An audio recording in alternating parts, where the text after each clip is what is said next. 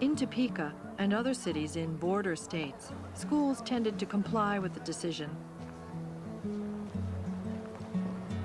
In 1954, Linda Brown was entering a junior high that was already integrated. Her little sister would attend the newly integrated Sumner Elementary School.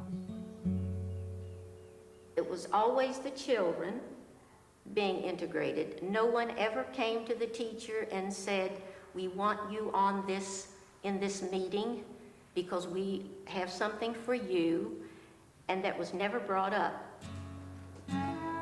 Over the next 2 decades, over 30,000 black teachers in the South would be displaced. When African American teachers are kicked out of the school system in the name of integration, when African American principals are fired or demoted, when you lose that kind of representation, from the African American vantage point, we're not achieving desegregation. We may be achieving racial balance. We may be undoing the separate part of it, but we at the same time exacerbating the unequal part of it. In the 1950s, most of the South defied the Supreme Court. Parents and politicians vowed that white children would never sit in class next to black children, and that the federal government had no right to interfere with local schools. There will be no enforced integration in Virginia. I will not force my people to integrate against their will. I believe in the democratic processes and principles of government wherein the people determine the problems on the local level, which is their right. The federal government versus the states was the debate, whether or not we were interfering with states' rights. And the most fervent opponents of the federal government getting into education were those people in the South who were running the apartheid school systems. In 1957, the governor of Arkansas called out the National Guard rather than allow 9 black teenagers to integrate Little Rock's Central High School. His challenge was met by President Dwight Eisenhower, who sent federal troops to enforce the law.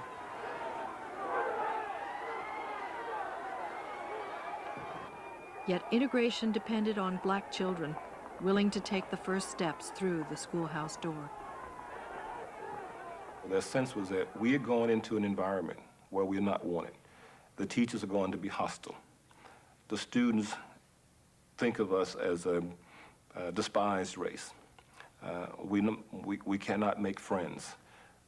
We will be isolated and discriminated against. And the question for African Americans is, do you want your children to pioneer this process? Do you want your children to pay this price?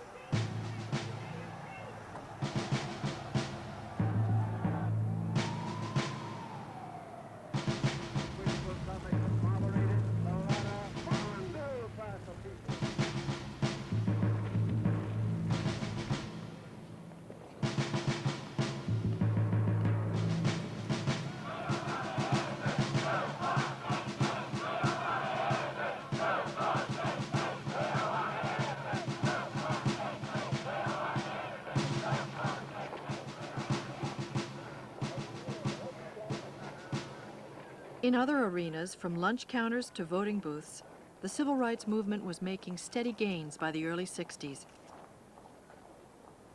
It's much easier to change the way in which we do our business. But when talking about schools, where children are socialized, people were much, much more resistant.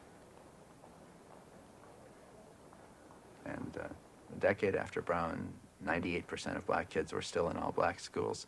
Almost no white kids in the South were in black schools. There was almost no desegregation of faculty and so forth. So the courts really failed to enforce the Brown decision, and the Supreme Court didn't tighten it enough so that it really made a whole lot of difference.